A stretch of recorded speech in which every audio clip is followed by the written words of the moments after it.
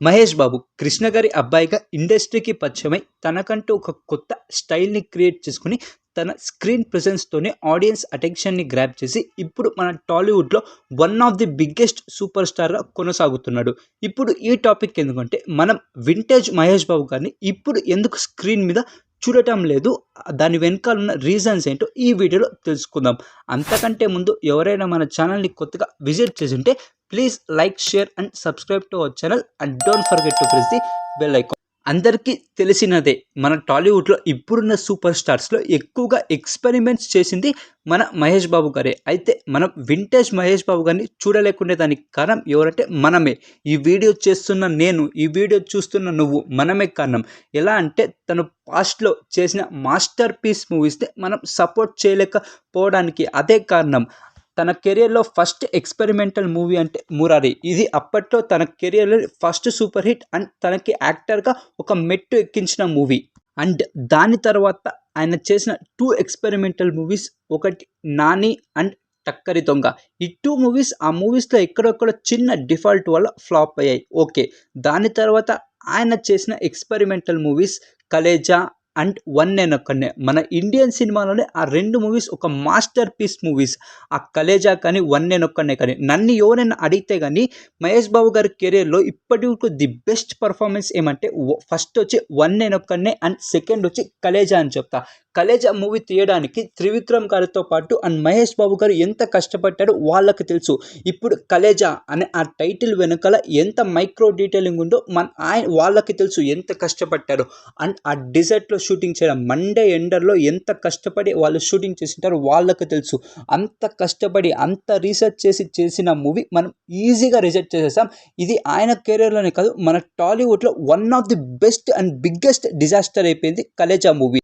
ఈ మూవీకి మనీష్ శర్మ గారు కొట్టిన బీజిఎం, అసలు మనీష్ శర్మ గారు మూవీకి బీజిఎం కొట్టలేదు, దేవుడికి బీజిఎం కొట్టాడు. అసలు దేవుడు కిందకి దిగి వస్తే బీజిఎం ఎలా ఉంటుందో అలా కొట్టాడు మనీష్ శర్మ గారు. అండ్ ఈ మూవీలో ప్రతిదీ మాస్టర్ పీసే. సాంగ్స్ కానీ, స్క్రీన్ ప్లే కానీ, డైరెక్షన్ కానీ, బీజిఎం కానీ ప్రతిదీ మాస్టర్ పీసే. కానీ మనం ఈజీగా రిజెక్ట్ చేసి పక్కకు పెట్టేసాం ఈ మూవీని. అండ్ నెక్స్ట్ చేసిన ఎక్స్పెరిమెంటల్ మూవీ అంటే వన్ నేను ఒక్కడిని. ఈ మూవీ ఒక హాలీవుడ్ రేంజ్ మూవీ నన్ను అడిగితే.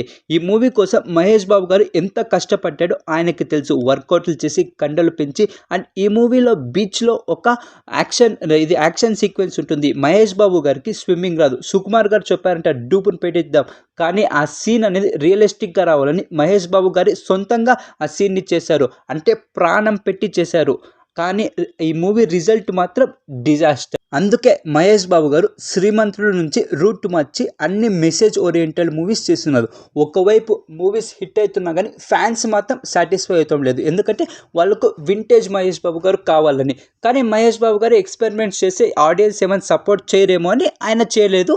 ఓన్లీ మెసేజ్ ఓరియంటెడ్ తనకు కంఫర్ట్ అయిన మూవీసే చేస్తున్నారు.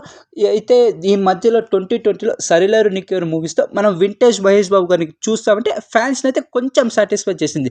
దాని తర్వాత వచ్చిన సర్కారు వారి పాట అయితే పోకిరి రోజులు గుర్తుకొస్తాయి. మన వింటేజ్ మహేష్ అన్న బ్యాక్ అని పోయి థియేటర్లో పోయి చూసే మూవీని సేమ్ సరిలేరు నీకెవరిని తిప్పికొట్టి చూపించారు పరశురామ్ గారు.